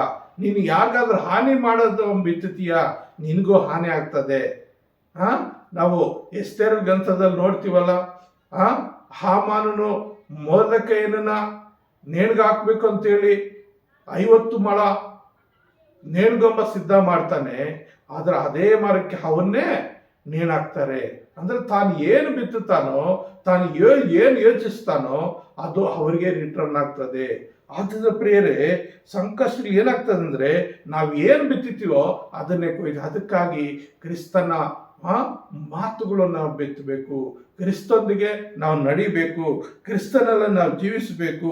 ಆಗೇನಾಗುತ್ತೆ ಅಂದರೆ ದೇವರು ನಮ್ಮ ಆಶೀರ್ವದಿಸ್ತಾರೆ. ಎರಡನೇದಾಗಿ ಸಂಕಷ್ಟಗಳ ಮನೋವೃತ್ತಿ ಏನು ಅಂತ ಹೇಳಿ ನೋಡುವಾಗ, ದೇವರ ಮೇಲೆ ತಪ್ಪು ಹೊರಿಸೋದಲ್ಲ. ಅನೇಕರು ಏನು ಮಾಡ್ತಾರೆ, ಈ ಸಂಕಷ್ಟಗಳು ಬಂದಾಗ ವ್ಯಕ್ತಿಗತವಾಗಿ ಅವ್ರ ಮನೋವೃತ್ತಿ ಹೇಗಿರುತ್ತದೆ, ದೇವ್ರ ಮೇಲೆ ಪಾರಾಗಬೇಡಿ. ಹೊಸ ವರ್ಷದಲ್ಲಿ ಒಂದು 10 ಕುಟುಂಬ ನಮ್ಮ ಸಭೆಗೆ ಬಂತು ಮಧ್ಯರಾತ್ರಿಯಲ್ಲಿ. ಅವ್ರು ಹೇಳುವಾಗ ಅವ್ರಿಗೊಂದು ಮಗು ಆಗಿತ್ತು, ಸತ್ತೋಯ್ತು. ಅದಕ್ಕೆ ಅವ್ರಿಗೆ ಹೇಳುವಾಗ ದೇವರಿದ್ದಾನೆ, ದೇವ್ರು ಖಂಡಿತ ಮತ್ತೊಂದು ಮಗನ ನಿಮ್ಗೆ ಕೊಡ್ತಾನೆ ಅಂತ ನಾವು ಪ್ರಾರ್ಥನೆ ಮಾಡುವಾಗ ಅವರು ನನ್ನ ಹತ್ರ ವಾದಿಸಿದ್ರು, ದೇವರಿಲ್ಲ, ಆತನೊಬ್ಬ ಗೌರ್ಮೆಂಟ್ ಅಫಿಷಿಯಲ್, ದೇವರಿಲ್ಲ, ದೇವರಿದ್ದಿದ್ರೆ ನನ್ನ ಮಗನ ಯಾಕೆ ತಗೊಳ್ತಾ ಇದ್ದ, ಆಮೇಲೆ ನಾನು ಕುಡುಕನಾಗ್ಬಿಟ್ಟೆ, ನಾನು ಮನಸ್ಸು ಕೆಟ್ಟೋಯ್ತು ಅಂಥೇಳಿ ಚಿಂತೆ ಪಡ್ತಾ ಇದ್ದ. ಅಂದರೆ ದೇವರು ಒಳ್ಳೇದು ಕೊಟ್ಟು ಮಾತ್ರ ದೇವರಂತೆ, ಕೆಟ್ಟದ್ದು ಕೊಟ್ಟರೆ ದೇವರಾಗಂತೆ. ಆದರೆ ಬೈಬಲಲ್ಲಿ, ಸತ್ಯವೇದದಲ್ಲಿ, ಯೋಬನ ಗ್ರಂಥದಲ್ಲಿ ನೋಡುವಾಗ, ಯೋಬನ ಗ್ರಂಥದಲ್ಲಿ 1ನೇ ಅಧ್ಯಾಯದಲ್ಲಿ ನಾವು ನೋಡುವಾಗ ಏನು ಹೇಳ್ತಾನೆ ಅಂದ್ರೆ, ಅಲ್ಲಿ ಪ್ರಿಯರೇ, ಅವನು 1ನೇ ಅಧ್ಯಾಯ 21ನೇ ವಚನದಲ್ಲಿ ನಾವು ನೋಡುವಾಗ, ಏನು ಇಲ್ಲದವನಾಗಿ ತಾಯಿಯ ಗರ್ಭದಿಂದ ಬಂದೆನು, ಏನು ಇಲ್ಲದವನಾಗಿಯೇ ಗತಿಸಿ ಹೋಗುವನು. ಅಂದರೆ ತಾಯಿಯ ಗರ್ಭದಲ್ಲಿ ಬರುವಾಗ ಏನು ಇಲ್ಲದವರಾಗಿ ಬಂದಿದ್ದೇವೆ ನಾನು ನೀನು. ಇಡೀ ಪ್ರಪಂಚ ತಾಯಿಯ ಗರ್ಭದಿಂದ ಬೆತ್ತಲೆಯಾಗಿ ತಾಯಿಯ ಒಂದು ಕರುಳು ನಮ್ಮ ಕರುಳಿಗೆ ಅಂಟುಕೊಂಡಿರ್ತದೆ. ಆ ಕರುಳು ಕಟ್ ಮಾಡಿಬಿಡ್ತಾರೆ. ಆ ಕರುಳು ಕಟ್ ಮಾಡಿ ತಾಯಿಯಿಂದ ಬೇರ್ಪಡಿಸುವಾಗ ನಮ್ಮ ಮೈ ಮೇಲೆ ಏನು, ಯಾವ ಆಸ್ತಿ ಎತ್ಕೊಂಡು ಬಂದಿರಲ್ಲ, ಯಾವುದು ಎತ್ಕೊಂಡು ಬಂದಿರಲ್ಲ. ಹಾಗಾಗಿ ಬೆತ್ತಲೆಯಾಗಿ ಬಂದಿದ್ವಿ. ಅದಕ್ಕಾಗಿ ಏನು ಯೋಬನು ಹೇಳ್ತಾನೆ, ಯೆಹೋವನೇ ಕೊಟ್ಟನು, ಯೆಹೋವನೇ ತೆಗೆದುಕೊಂಡನು, ಯೆಹೋವನ ನಾಮಕ್ಕೆ ಸ್ತೋತ್ರವಾಗಲಿ, ಹಲ್ಲೆಲೂಯಾ. ನೋಡ್ರಿ, ಅಲ್ಲಿ ಆರಾಧನೆ ಭಾವ ಏನ್ ಮಾಡ್ತಾ ಇದ್ದಾನೆ, ಅವನು ದೇವರನ್ನ ಆರಾಧಿಸ್ತಾ ಇದ್ದಾನೆ, ದೇವರ ನಾಮನ ಮಹಿಮೆ ಪಡಿಸ್ತಾ ಇದ್ದಾನೆ ಪ್ರಿಯರೇ. ಅದಕ್ಕಾಗಿ ಯಾಕೋಬನು ಕೂಡ ಏನ್ ಹೇಳ್ತಾನೆ ಅಂದ್ರೆ, ಸಂಕಷ್ಟ ಆನಂದಕರವಾಗಿದೆ ಅಂತೇಳಿ, ಸಂಕಷ್ಟಗಳು ಬಂದಾಗ ಅದು ಆನಂದಕರವಾಗಿರ್ತದೆ ಅಂತೇಳಿ ಯಾಕೋಬನು ನಮಗೆ ಎಚ್ಚರಿಸುವಂತ ಆಗಿರ್ತಾನೆ. ಯಾಕೋಬನು ಬರೆದ ಪತ್ರಿಕೆಯಲ್ಲಿ 1ನೇ ಅಧ್ಯಾಯ 2-3 ವಚನಗಳಲ್ಲಿ ನಾವು ನೋಡುವಾಗ, 1ನೇದು 2-3 ವಚನಗಳಲ್ಲಿ, ನನ್ನ ಸಹೋದರರೇ, ನಿಮ್ಮ ನಂಬಿಕೆಗೆ ಆಗುವ ಪರಿಶೋಧನೆಯು ತಾಳ್ಮೆಯನ್ನುಂಟು ಮಾಡುತ್ತದೆಂದು ತಿಳಿದು ನೀವು ನಾನಾ ವಿಧವಾದ ಸಂಕಷ್ಟಗಳಲ್ಲಿ ಬಿದ್ದಿರುವಾಗ ಅದನ್ನು ಕೇವಲ ಆನಂದಕರವಾದದ್ದೆಂದು ಎಣಿಸಿರಿ.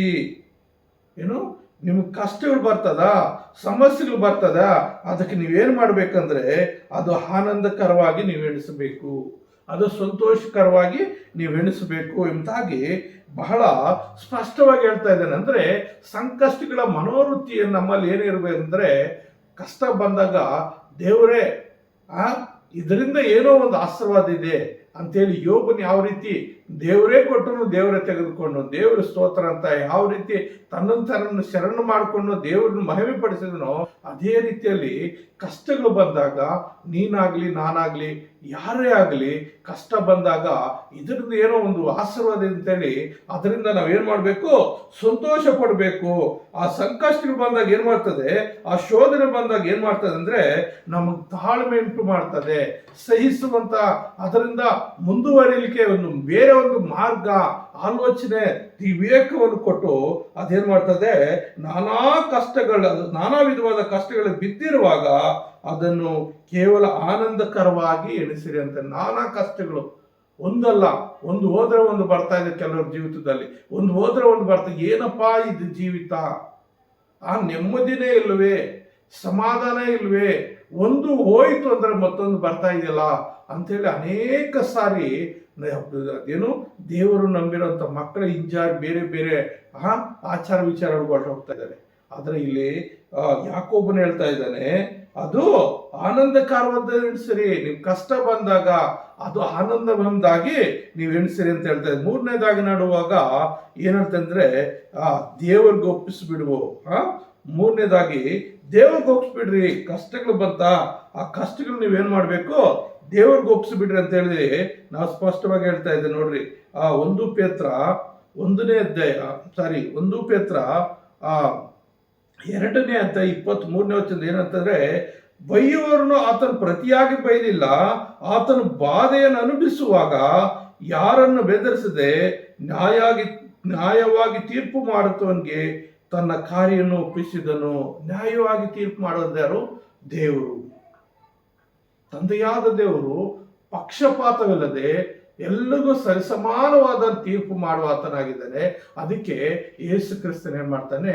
ನ್ಯಾಯವಾಗಿ ತೀರ್ಪು ಮಾಡುತ್ತ ನೀನೇನಪ್ಪ, ಈ ಕಷ್ಟ ಬಂದಿದ್ಯಾ, ಈ ಸಂಕಟ ಬಂದಿದ್ಯಾ, ಹಿಂಸೆ ಬಂದಿದ್ಯಾ, ಇವ್ರು ನನ್ನ ಹೊಡಿತಾ ಇದ್ದಾರ, ಶಿಲ್ಬೆಗೆ ಹಾಕ್ತಾ ಇದ್ದಾರ, ಮಳೆಗಳಿಂದ ಹೊಡಿತಾ ಇದ್ದಾರೆ, ಆ ಮೈಯೆಲ್ಲ ಏನೋ ನೇಗಿಲು ಉತ್ತ ಹಂಗೆ ಆ ಒಂದು ಚಾಡಿ ಏಟುಗಳು ಹೊಡೆದು ನನ್ನ ಚಿತ್ರ ಮಾಡಿದ್ದಾರೆ ಅಂಥೇಳಿ ಅವ್ರನ್ನ ದೂಷಿಸಿಲ್ಲ, ಅವ್ರ ಮೇಲೆ ತಪ್ಪು ಹೊರಿಸಲಿಲ್ಲ. ಆತನ ಏನ್ ಮಾಡ್ತಾ ಇದ್ದಾನೆ? ನ್ಯಾಯವಾಗಿ ತೀರ್ಪು ಮಾಡುತ್ತನ್ಗೆ ಏನು ತನ್ನ ಕಾರ್ಯ ಒಪ್ಪಿಸಿದ. ತಂದೆಯೇ, ನನ್ನ ಆತ್ಮ ನಿನ್ಗೆ ಒಪ್ಪಿಸ್ಕೊಡ್ತೇನೆ, ನಿನ್ನ ಚಿತ್ತವೇ ನನ್ನಲ್ಲಿ ನೆರವೇರಲಿ, ನನ್ನ ಚಿತ್ತವೇನು ಬೇಡ ಅಂತ ಆತನ ಪ್ರಾರ್ಥನೆ ಮಾಡ್ತಾನೆ. ನ್ಯಾಯವಾಗಿ ನೀನು ತೀರ್ಪು ಮಾಡುವತನ. ಹಾಗಾಗಿ ನನ್ನ ಪ್ರಾಣಾತ್ಮವನ್ನು ನಿನ್ನ ಕರಳು ಒಪ್ಪಿಸ್ಕೊಡ್ತೇನೆ ಅಂತ ದೇವ್ರಿಗೆ ಒಪ್ಪಿಸ್ಕೊಟ್ಬಿಡ್ತಾನೆ. ಹಾಗಾಗಿ ನಾವು ಕೂಡ ಸಂಕಷ್ಟಗಳು ಬಂದಾಗ, ಯಾರೋ ಇಂದ ಕಷ್ಟಗಳು ಬಂದಾಗ, ಸಮಸ್ಯೆಗಳು ಬಂದಾಗ ಅವ್ರ ಎದುರು ಬೀಳೋದು, ಅವ್ರ ಮೇಲೆ ಬಡದಾಟ ಮಾಡೋದು, ಬೈಯೋದು, ಈ ರೀತಿ ಮಾಡದೆ ದೇವ್ರಿಗೆ ಒಪ್ಪಿಸ್ಕೊಡುವ, ನ್ಯಾಯವಾಗಿ ತೀರ್ಪು ಮಾಡುವ ಒಪ್ಪಿಸ್ಕೊಡುವಾಗ ಆತನ ನಮ್ಮ ಪರವಾಗಿ ನ್ಯಾಯ ಮಾಡ್ತಾನೆ. ಮತ್ತು ಆಶ್ಚರ್ಯ ಪಡುವಂಥದ್ದಲ್ಲ. ಏನು? ಮೊದಲನೇದಾಗಿ ದೇವರಿಗೆ ಒಪ್ಪಿಸ್ಬೇಕು, ಎರಡನೇದಾಗಿ ಆಶ್ಚರ್ಯ ಪಡುವಂಥದ್ದಲ್ಲ. 4ನೇ ಅಧ್ಯಾಯ, ಅದೇ 1 ಪೇತ್ರ 4ನೇ ಅಧ್ಯಾಯದಲ್ಲಿ 12ನೇ ವಚನ ನೋಡ್ತಾರೆ. ಪ್ರಿಯರೇ, ನೀವು ಪರಿಶೋಧನೆಗಾಗಿ ಪುಟಕ್ಕೆ ಪಟ್ಟಿದ್ದಕ್ಕೆ ಆಶ್ಚರ್ಯ ಪಡಬೇಡ್ರಿ. ಏನ್ ಹೇಳ್ತಾ ಇದ್ದಾನೆ? ನೀವು ಪರಿಶೋಧನೆಗಾಗಿ ಪುಟಕ್ಕೆ ಹಾಕಲ್ಪಟ್ಟದ್ದಕ್ಕೆ ಆಶ್ಚರ್ಯ ಪಡಬೇಡ್ರಿ, ವಿಪರೀತವಾದ ಸಂಗತಿ ಸಂಭವಿಸುತ್ತೆಂದು ಯೋಚಿಸಬೇಡ್ರಿ. ಅಂದ್ರೆ ನೀವು ಏನಾದ್ರೂ ಶೋಧನೆ ಬಂತ, ನೀವು ಆ ಪುಟಕ್ಕೆ ಹಾಕಪಟ್ಟಿದ್ರ, ನೀವೇನ್ ಮಾಡಬೇಡ್ರಿ, ಆಶ್ಚರ್ಯ ಪಡಬೇಡ್ರಿ. ನೋಡಿ, ಚಿನ್ನ ಏನಾಗುತ್ತೆ, ಒಂದು ಹಳೆ ಚಿನ್ನ ತಗೊಂಡೋಗಿ ಅಕ್ಕಸಾಲಿಗೆ ಕೊಡುವಾಗ ಅವನು ತಗೊಂಡು ಏನ್ ಮಾಡ್ತಾನೆ? ಅದನ್ನ ಬೆಂಕಿಯಲ್ಲಿ ಹಾಕ್ತಾನೆ. ಅಷ್ಟು ಗಟ್ಟಿ ಇರುವಂತ ಚಿನ್ನ ಅದು ನೀರಾಗೋಗ್ಬೇಕು. ಆ ರೀತಿ ಬೆಂಕಿಯಲ್ಲಿ ಹಾಕಿ ಕಾಯಿಸಿ ಅದನ್ನ ನೀರು ಮಾಡಿಬಿಡ್ತಾನೆ. ನೀರು ಮಾಡಿಬಿಟ್ಟು ಆಮೇಲೆ ತನಗಿಷ್ಟವಾದ ಒಂದು ವಸ್ತು ರೂಪಿಸುವಾಗ ಆಮೇಲೆ ಅದನ್ನ ತೊಳೆದಾಗ ಅದರ ಶೈನಿಂಗೇ, ಅದರ ಹೊಳಪೇ ಬೇರೆ ಇರ್ತದೆ. ಹಳೆ ಜೀವಿತವನ್ನು ಅದು ಕಳ್ಕೊಂಡಿರ್ತದೆ, ಹೊಸತನ್ನು ಪಡ್ಕೊಂಡಿರ್ತದೆ. ಹಾಗೆ ನಾವು ದೇವರು ಒಂದು ವೇಳೆ ಪರೀಕ್ಷೆಗಳಿಗೆ ಒಳಪಡಿಸುವಾಗ, ಶೋಧನೆಗೆ ಒಳಪಡಿಸುವಾಗ ನಾವು ಆಶ್ಚರ್ಯ ಪಡದೆ ಏನ್ ಮಾಡಬೇಕು? ದೇವ್ರಿಗೆ ಒಪ್ಪಿಸ್ಕೊಡ್ಬೇಕು. ದೇವ್ರಿಗೆ ಒಪ್ಪಿಸ್ಕೊಡುವಾಗ ದೇವ್ರ ತಕ್ಕ ಸಮಯದಲ್ಲಿ ನಮ್ಮ ನಡೆಸ್ತಾನೆ. ಯಾಕಂದ್ರೆ ಆಗಲೇ ನಾವು ಓದ್ಕೊಳ್ವಲ್ಲ, ಯೋಬನ ಏನ್ ಮಾಡ್ತಾ? ಆರಾಧನೆ ಭಾವದಿಂದ ಎಲ್ಲ ದೇವರೇ ಕೊಟ್ಟನು, ದೇವರೇ ತೆಗೆದುಕೊಂಡು, ದೇವರಿಗೆ ಸ್ತೋತ್ರ. ಎಲ್ಲ ದೇವರೇ ಕೊಟ್ಟನು, ದೇವರೇ ತೆಗೆದುಕೊಂಡು ದೇವ್ರ ಸ್ತೋತ್ರ. ವೇಳೆ ನಿನ್ನ ಜೀವಿತದಲ್ಲಿ ಏನು ಲಾಸ್ ಆಯ್ತಾ, ಕಳ್ಕೊಂಡ, ನೀನು ಚಿಂತೆ ಮಾಡುವ ಅವಶ್ಯಕತೆ ಇಲ್ಲ. ಅಪ್ಪ, ನೀನು ಕೊಟ್ಟಿದ್ದೆ, ನಾನು ದುಡ್ದಿದ್ದೆ, ಸಂಪಾದನೆ ಮಾಡಿದ್ದೆ, ಅದು ನಿನ್ನ ಇಷ್ಟಂತೆ ಹೋಗಿದೆ, ಚಿಂತೆ ಅಲ್ಲ, ನೀನು ಮತ್ತೆ ಕೊಡ್ಲಿಕ್ಕೆ ನಿನ್ನ ಶಕ್ತನು, ನಿನಗೆ ಸ್ತೋತ್ರ ಅಂತ ಹೇಳ್ಬೇಕು, ನಿನಗೆ ಸ್ತೋತ್ರ ಅಂತ ಹೇಳ್ಬೇಕು. ಹಾಗೆ ಆರಾಧನಾ ಭಾವದಿಂದ ದೇವರಿಗೆ ಸ್ತೋತ್ರ ಹೇಳಬೇಕು. ಆದ್ದರಿಂದ ನಮ್ಗೆ ಲಾಭ ಏನಂತ ನೋಡುವಾಗ ಪ್ರಿಯರೇ, ಏನಾಗುತ್ತೆ? ವಿಧೇಯತೆಯನ್ನು ಕಲಿಯುತ್ತೀವಿ. ಅದರಿಂದ ನಮ್ಗೆ ಏನ್ ಲಾಭ ಬರ್ತದಂದ್ರೆ ವಿಧೇಯತೆ ಬರ್ತದೆ. ಇಬ್ರಿಯ 5ನೇ ಅಧ್ಯಾಯದಲ್ಲಿ ನಾವು ನೋಡುವಾಗ, ಇಬ್ರಿಯ 5ನೇ ಅಧ್ಯಾಯ 8ನೇ ವಚನದಲ್ಲಿ ನೋಡುವಾಗ, ಇಬ್ರಿಯ 5ನೇ ಅಧ್ಯಾಯ 8ನೇ ವಚನ ಏನ್ ಹೇಳುತ್ತಂದ್ರೆ, ನೋಡ್ರಿ, ಹೀಗೆ ಆತನು ಮಗನಾಗಿದ್ರು ಅನುಭವಿಸಿದ ಬಾಧೆಗಳಿಂದಲೇ ವಿಧೇಯತೆಯನ್ನು ಕಲಿತುಕೊಂಡನು. Amen, hallelujah. ದೇವರು ಏನ್ ಮಾಡ್ತಾ? ವಿಧೇಯತೆಯನ್ನು ಕಲಿತುಕೊಂಡಿದ್ದಾನೆ. ಯೇಸು ಕ್ರಿಸ್ತನು ತಂದೆಗೆ ಒಳಗಾಗಿ ತಂದೆ ಚಿತ್ತದಂತೆ ನಡೆಯುವ ಹಾಗೆ ವಿಧೇಯತೆಯನ್ನು ಕಲಿತುಕೊಂಡಿದ್ದಾನೆ. ಹಾಗಾಗಿ ಸಹೋದರ ಸಹೋದರಿ, ನೀನು ನಾನು ಕಷ್ಟಗಳು ಬಂದಾಗ, ಸಮಸ್ಯೆಗಳು ಬಂದಾಗ, ಶೋಧನೆಗಳು ಬಂದಾಗ ನಾವು ದೇವ್ರಿಗೆ ಒಪ್ಪಿಸ್ಕೊಟ್ಟು ದೇವರನ್ನು ಮಹಿಮೆ ಪಡಿಸುತ್ತಾ ದೇವ್ರಿಗೆ ಇಷ್ಟಾನುಸಾರವಾಗಿ ನಾವು ಜೀವಿಸೋದಾದ್ರೆ ನಮ್ಮ ಜೀವಿತದಲ್ಲಿ ಮೊದಲನೇದಾಗಿ ಏನಾಗುತ್ತೆ? ವಿಧೇಯತೆ. ದೇವರಿಗೆ ಒಡಂಬಡ್ತೀವಿ, ದೇವರಿಗೆ ತಗ್ಗಿಸ್ಕೊಳ್ತೀವಿ ದೇವ್ರ ಮುಂದೆ. ಆವಾಗ ಏನಾಗುತ್ತದೆ? ನಮ್ಮ ಜೀವಿತದಲ್ಲಿ ವಿಧೇಯತೆ ಅನ್ನೋದು, ಒಳ್ಳೆತನ ನಮ್ಮಲ್ಲಿ ಮೂಡಿ ಬರ್ತದೆ. ಎರಡನೇದಾಗಿ ನಾವು ದಾರಿ ತಪ್ಪುವುದಿಲ್ಲ. ಸಂಕಷ್ಟಗಳ ಫಲ ಏನಂದ್ರೆ ನಾವು ದಾರಿ ತಪ್ಪುವುದಿಲ್ಲ. ಕೀರ್ತನೆಗಳನ್ನು ನೋಡುತ್ತೇವೆ. ಕೀರ್ತನೆಯಲ್ಲಿ 119ನೇ ಅಧ್ಯಾಯದಲ್ಲಿ ನಾವು ನೋಡುವಾಗ 67ನೇ ವಚನ, 119 67ನೇ ವಚನದಲ್ಲಿ ಏನ್ ಹೇಳ್ತದೆ ಅಂದ್ರೆ, ಪ್ರಿಯರೇ, ಇಲ್ಲಿ ನಾವು ನೋಡುತ್ತೇವೆ, ಕಷ್ಟಾನುಭವದಕ್ಕಿಂತ ಮುಂಚೆ ತಪ್ಪಿ ಹೋಗುತ್ತಿದ್ದೇನು, ಈಗಲಾದರೂ ನಿನ್ನ ನುಡಿಗಳನ್ನು ಕೈಕೊಳ್ಳುತ್ತೇನೆ.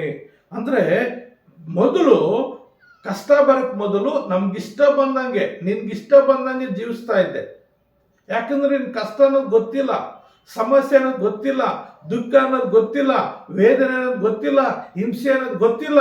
ನಿನ್ಗಿಷ್ಟವಾದ ರೀತಿಯಲ್ಲಿ ದೇವರು ಚೆನ್ನಾಗಿ ಆಶೀರ್ವಾದ ಮಾಡ್ತಾ ಇದ್ದೆ, ಕೈ ತುಂಬ ದುಡ್ಡು ಇಡ್ತಾ ಇತ್ತು, ಎಲ್ಲಿ ಏನ್ ಮಾಡಿದ್ರು ಸಮೃದ್ಧಿ ಸಮೃದ್ಧಿ ಸಮೃದ್ಧಿ. ಅವಾಗ ಏನ್ ಮಾಡ್ತಾ ಇದ್ದೆ, ನಿನ್ಗಿಷ್ಟಾನುಸಾರ ಜೀವಿಸಕ್ಕೆ ಸ್ಟಾರ್ಟ್ ಮಾಡಿದೆ. ದೇವರಿಂದ ದೂರ ಹೋಗ್ಲಿಕ್ಕೆ ದೂರ ಸಾಧ್ಯವಾಯಿತು. ಹಾಗಾಗಿ ಇಲ್ಲಿ ದಾವೀದನು ಹೇಳ್ತಾ ಇದ್ದಾನೆ ಏನಂತ, ಕೀರ್ತನೆಗಾರ ಏನಂತ, ಕಷ್ಟಾನುಭವಕ್ಕಿಂತ ಮುಂಚೆ ತಪ್ಪು ಹೋಗ್ತಿದ್ದಾನೆ. ಅಂದ್ರೆ ನಾನು ಕಷ್ಟ ಬರಕ್ ಮೊದಲು ನಾನು ತಪ್ಪಿ ಹೋಗ್ತಾ ಇದ್ದೆ. ದಾವೀದನ ಜೀವಿತದಲ್ಲಿ ಒಂದು ಸಾರಿ ಕಷ್ಟ ಬರ್ತದೆ. ಆ ಕಷ್ಟ ಎಂತದಂದ್ರೆ, ಅವನು ದೇಶದಲ್ಲಿ ಯುದ್ಧ ನಡೀತಾ ಇರ್ತದೆ, ಆ ಸೈನಿಕರು ಎಲ್ಲ ಹೋಗಿ ಯುದ್ಧ ಮಾಡ್ತಾ ಇದ್ವಿ, ಇವನು ಮನೆಯಲ್ಲಿರ್ತಾನೆ. ಆ ಮನೆಯಲ್ಲಿರುವಾಗ ಏನಾಗುತ್ತಂದ್ರೆ, ಅವನು ಆ ಒಂದು ಸಮಯನ ದೇವರಲ್ಲಿ ಕಳಿಬೇಕಾಗಿತ್ತು. ಇಲ್ಲ ಯುದ್ಧದ ಸಮಯದಲ್ಲಿ ಹೋಗಿ ಅಲ್ಲಿ ಎಲ್ಲ ಯೋಜನೆಗಳು ಏನ್ ಮಾಡ್ಬೇಕು ಎತ್ತ ಮಾಡ್ಬೇಕು ಅನ್ಬೇಕಾಗಿತ್ತು. ಆದ್ರೆ ಅವನು ನಿದ್ದೆ ಎತ್ತು ಕೆಟ್ಟ ಒಬ್ಬಂಟಿಗನಾಗಿದ್ದು ಕೆಟ್ಟ ಆಲೋಚನೆಗೆ ಒಳಪಟ್ಟು ಒಂದು ವ್ಯಭಿಚಾರ ಮಾಡಿಬಿಡ್ತಾನೆ.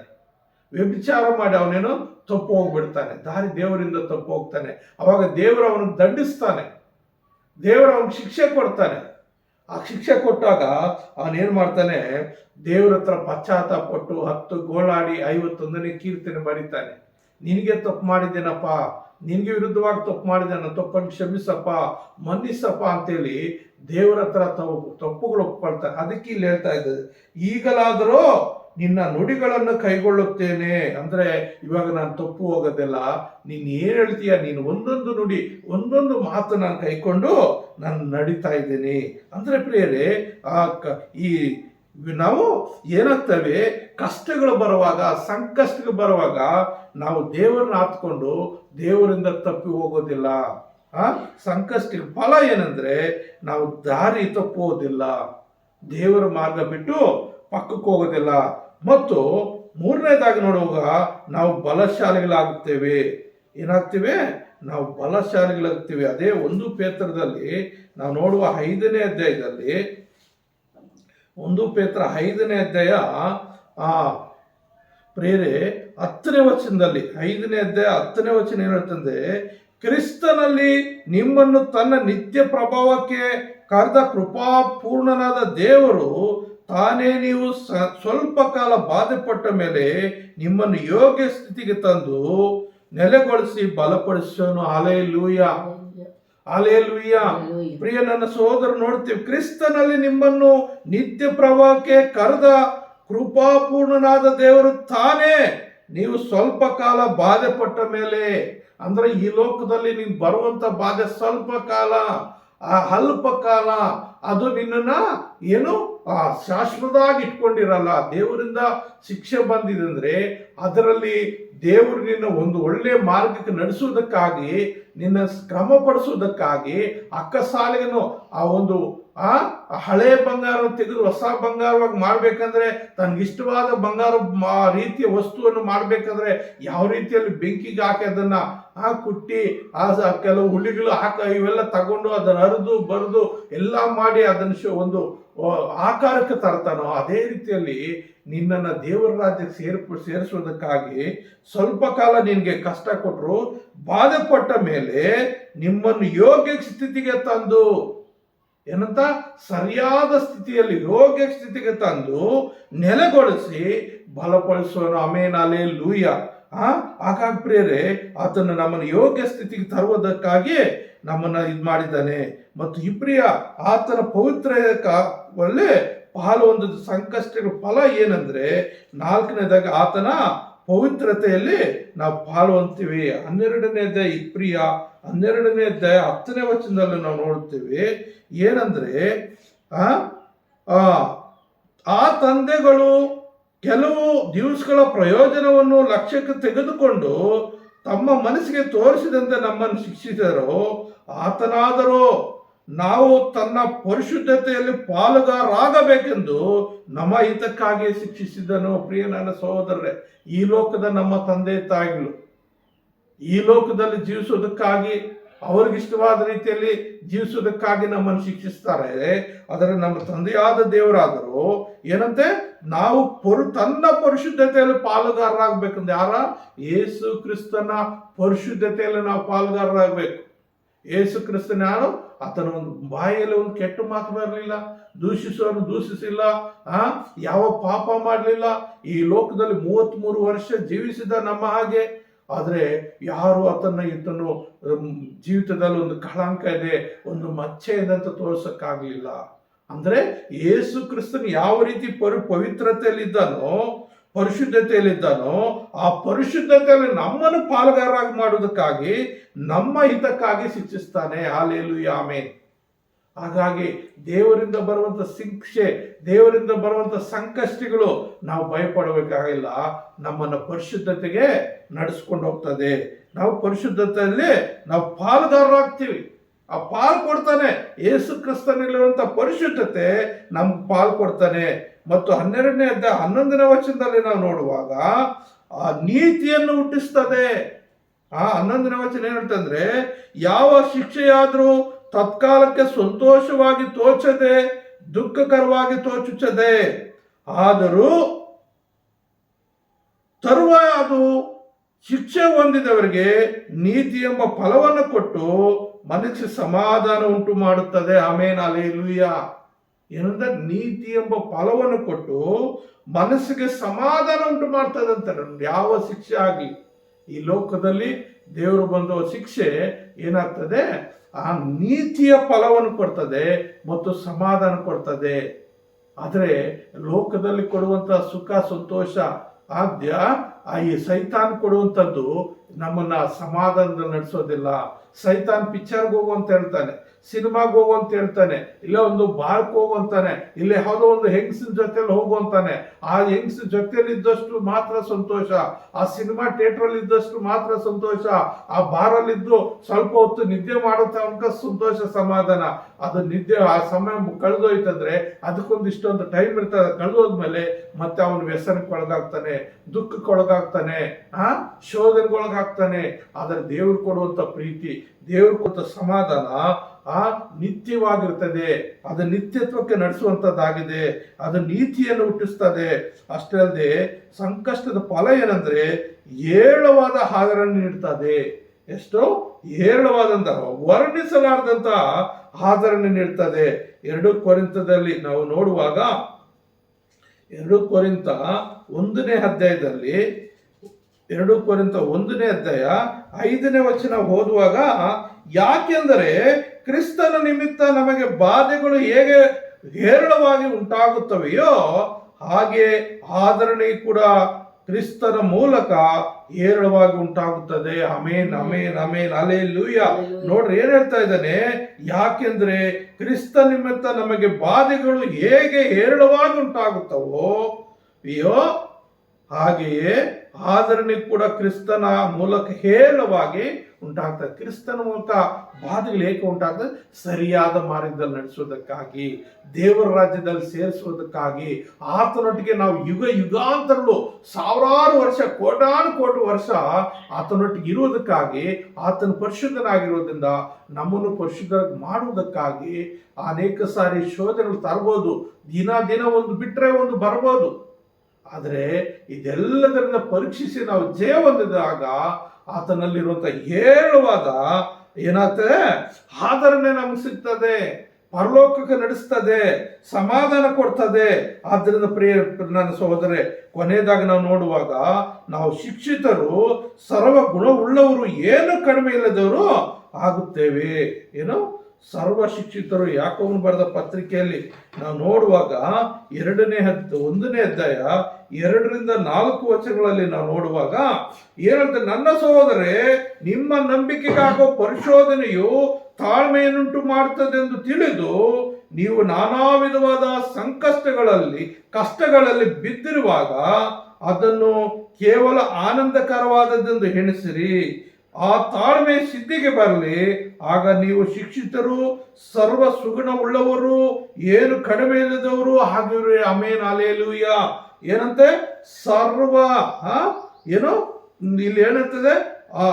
ನೀವು ಆಗ ಶಿಕ್ಷಿತರು, ಸರ್ವ ಸುಗುಣವುಳ್ಳವರು ಅಂದ್ರೆ ಎಲ್ಲ ವಿಷಯಗಳಲ್ಲಿ ಒಳ್ಳೆ ಗುಣ ಇರ್ತದೆ, ಎಲ್ಲ ವಿಷಯಗಳಲ್ಲಿ ಒಳ್ಳೆ ಗುಣ ಇರ್ತದೆ, ಮತ್ತು ಏನು ಕಡಿಮೆ ಇಲ್ಲದೆ ಇರುವ ಹಾಗಿರ್ರಿ. ಹಲ್ಲೆಲೂಯ. ನೋಡ್ರಿ, ಎಂತ ಕಷ್ಟ ಬಂದಾಗ, ದೇವರಿಂದ ಸಂಕಷ್ಟಗಳು ಬಂದಾಗ ಅದು ನಮ್ಮನ್ನು ಏನ್ ಮಾಡ್ತದೆ? ಉನ್ನತ ಸ್ಥಿತಿಗೆ ಕರ್ಕೊಂಡು ಹೋಗೋದಕ್ಕಾಗಿ, ನಮ್ಮನ್ನು ಉತ್ತಮವಾದ ತಿದ್ದಿ ರೂಪಿಸುವುದಕ್ಕಾಗಿ, ದೇವರ ರಾಜ್ಯಕ್ಕೆ ಸೇರಿಸುವುದಕ್ಕಾಗಿ ನಾವೇನಾಗ್ಬೇಕಂದ್ರೆ ಶಿಕ್ಷಿತರಾಗಬೇಕು. ಸಮಸ್ಯೆಗಳು ಬಂದಾಗ ದೇವರನ್ನ ಆರಾಧನೆ ಭಾವದಿಂದ ದೇವರನ್ನ ನಮ್ಮನ್ನು ನೆನಪಡಿಸುತ್ತಾ, ದೇವರನ್ನು ಕೊಂಡಾಡುತ್ತಾ, ದೇವರಿಂದನೇ ನಾವು ಹೊರ ಇಚ್ಕೇನು ಏನ್ ಮಾಡ್ದ? ನೀನು ಸಾಯ್ಬೇಕಾಗಿದೆ, ನೀನ್ ಮನಸ್ಸಿದ್ ಮಾಡ್ಕೊಳ್ಳೋವಾಗ ಅವನು ದೇವ್ರ ಮೇಲೆ ಕೋಪ ಮಾಡ್ಕೊಳ್ಳಿಲ್ಲ, ದೇವ್ರನ್ನ ಬಿಟ್ಟು ಹೋಗ್ಲಿಲ್ಲ, ಬೇರೆ ಇನ್ನೊಂದು ಮಾರ್ಕ್ ಹೋಗ್ಲಿಲ್ಲ. ದೇವ್ರನ್ನೇ ಹಾತ್ಕೊಂಡ ಗೋಡೆಗೆ ಹೊರ್ಕೊಂಡು, ನಿನ್ಗೆ ಯಥಾರ್ಥವಾಗಿದ್ದೇನಲ್ಲಪ್ಪ, ನನಗೆ ಯಾಕಪ್ಪ ಈ ಮರಣ, ನನಗಿನ್ನೂ ಆಯಿಸ್ಕೊಡಪ್ಪ ಅಂತೇಳಿ ದೇವರನ್ನು ಗೋಳಾಡುವಾಗ ಮತ್ತೆ 15 ವರ್ಷ ಕೊಟ್ಟನು. ಹಾಗೆ ಈ ಲೋಕದಲ್ಲಿ ಪ್ರಿಯ ನನ್ನ ಸಹೋದರೇ, ದೇವರು ಪ್ರಾರ್ಥಿಸುವಾಗ ಏನ್ ಮಾಡ್ತಾನೆ?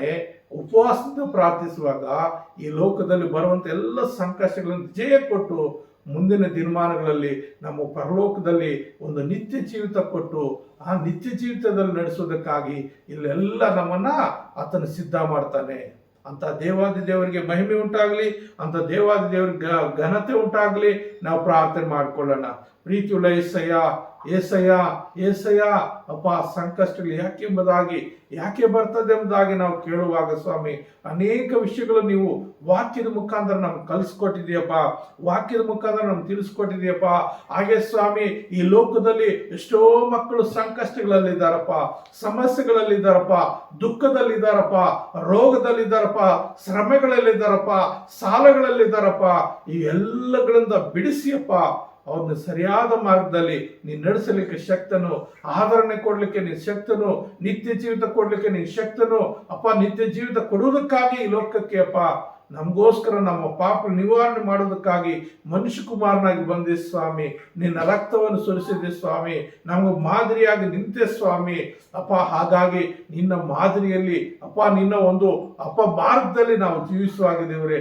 ಈ ಲೋಕದಲ್ಲಿ ಸಂಕಷ್ಟಗಳನ್ನ ಯಾವ ರೀತಿ ಎದುರಿಸಬೇಕು, ಆ ಸಂಕಷ್ಟಗಳು ಬಂದಾಗ ನಾವೇನು ಮಾಡಬೇಕೆಂಬುದಾಗಿ ನಾವು ತಿಳಿಸ್ಕೊಟ್ಟಿದೀಯಪ್ಪ. ಆ ಸಂಕಷ್ಟಗಳು ನಮ್ಮನ್ನ ಮುಂದೆ ದಿನಮಾನಗಳಲ್ಲಿ ಸ್ವಾಮಿ ಯಾವ ಕೊರತೆ ಇಲ್ಲದಾಗೆ, ಯಾವ ಶೋಧನೆ ಇಲ್ಲದಾಗೆ ಎಲ್ಲ ಉತ್ತಮ ಸರ್ವ ಸುಗುಣಗಳನ್ನು ಕಲಿಸಿ ಏನು ಕಡಿಮೆ ಇಲ್ಲದಾಗಿ ನಡೆಸುತ್ತಾ ಎಂಬುದಾಗಿ ನಿನ್ನ ವಾಕ್ಯದಲ್ಲಿ ನಮ್ಗೆ ಬೋಧಿಸಿದ್ಯಪ್ಪ. ಹಾಗಾಗಿ ಈ ವಾಕ್ಯ ಕೇಳುವಂತ ಪ್ರತಿಯೊಂದು ಮಗಳನ್ನು, ಪ್ರತಿಯೊಂದು ಮಗನನ್ನಪ್ಪ ಆಶೀರ್ವದಿಸಪ್ಪ. ಆ ನಿನ್ನ ಮಕ್ಕಳು ಸ್ವಾಮಿ, ಯಾರ್ಯಾರಿಗೆ ಏನು ಕಷ್ಟಗಳಿದೆಯೋ, ಸಮಸ್ಯೆಗಳಿದೆಯೋ ಅಪ್ಪ, ಪ್ರಾಬ್ಲಮ್ಸ್ ಇದೋ, ಎಲ್ಲದರಿಂದ ನೀನು ಬಿಡುಗಡೆ ಕೊಡು ಸ್ವಾಮಿ. ಅದು ಬಂದದರ ತಪ್ಪಿಸ್ಕೊಂಡು ಅಪ್ಪ ನಿನ್ನನ್ನು ಆತ್ಕೊಳ್ಳುವಂತೆ ಸ್ವಾಮಿ, ನಿನ್ನ ಹಪ್ಪಿಕೊಳ್ಳುವಂತೆ ಸ್ವಾಮಿ, ನಿನ್ನ ಮಾರ್ಗದಲ್ಲಿ ನಡೆಯುವಂತೆ ಸ್ವಾಮಿ. ನೀನ್ ತಾನೇ ಅವ್ರಿಗೆ ಮಾದರಿ ಆಗಿದ್ದಪ್ಪ ಅಪ್ಪ. ಒಬ್ಬೊಬ್ರು ಏಸಯ್ಯ, ಒಬ್ಬೊಬ್ರು ನೀನು ಮುಟ್ಟಿ ಆಶೀರ್ವದಿಸಪ್ಪ, ಎಲ್ಲ ಸಂಕಷ್ಟಗಳನ್ನು ಬಿಡಿಸಪ್ಪ. ಈ ಒಂದು ನೂತನ ವರ್ಷದಲ್ಲಿ ಸ್ವಾಮಿ ಬರುವಂತ ಎಲ್ಲದರಲ್ಲಿ ನೀನು ಸಹಾಯಕನಾಗಿದ್ದು ಅವ್ರನ್ನ ಬಿಡಿಸಿ ಆದರಣೆ ಕೊಟ್ಟು, ತಾಳ್ಮೆ ಕೊಟ್ಟು, ನೀತಿಯ ಫಲವನ್ನು ಕೊಟ್ಟು ಸ್ವಾಮಿ ಅಭಿಷೇಕಿಸಿ ಏಸಯ್ಯ ನೀನು ಆಶೀರ್ವದಿಸಬೇಕೆಂಬುದಾಗಿ, ಕರ್ತನ ನೀನು ಆಶೀರ್ವದಿಸಬೇಕೆಂಬುದಾಗಿ, ಈ ಲೋಕದಲ್ಲಿ ದಾರಿ ತಪ್ಪದೆ ಅಪ್ಪ ಎಲ್ಲರೂ ಕ್ರಿಸ್ತನಲ್ಲಿ ಬಲಶಾಲಿಗಳಾಗಿ ಪವಿತ್ರತೆಯಲ್ಲಿ ಅಪ್ಪ ನೀತಿಯನ್ನು ಅಪ್ಪ ಕಲಿತು ಹೇಳುವಾದ ಆದರಣೆ ಹೊಂದಿದವರಾಗಿ ಸ್ವಾಮಿ, ಶಿಕ್ಷಿತರಾಗಿ, ಸರ್ವ ಸುಗುಣವುಳ್ಳವರಾಗಿ, ಏನು ಕಡಿಮೆ ಇಲ್ಲದವರಾಗಿ ಜೀವಿಸುವಾಗ ದೇವರೇ ನೀನ್ ತಾನೇ ಸಹಾಯ ಮಾಡಿ ಆಶೀರ್ವದಿಸಬೇಕೆಂಬುದಾಗಿ ಅಪ್ಪ, ನೀನೇ ಆಶೀರ್ವದಿಸಿ ನೀನು ಮಹಿಮೆ ಹೊಂದ್ಕೋಬೇಕೆಂಬುದಾಗಿ, ಯಾವ ಮಗನನ್ನು ಮಗಳನ್ನು ನೀನು ಕೈ ಬಿಡದೆ ನೀನು ಕಾಪಾಡಬೇಕೆಂಬುದಾಗಿ ಘನ ಮಾನ ಮಹಿಮೆಯನ್ನು ಸಲ್ಲಿಸುತ್ತಾ ಯೇಸುವಿನೊಂದೇ ನಾಮದಲ್ಲಿ ಪ್ರಾರ್ಥನೆ ಬೇಡಿ ಹೊಂದಿದ್ದೇನೆ ತಂದೆ. ಆಮೇನ್, ಆಮೇನ್, ಆಮೇನ್.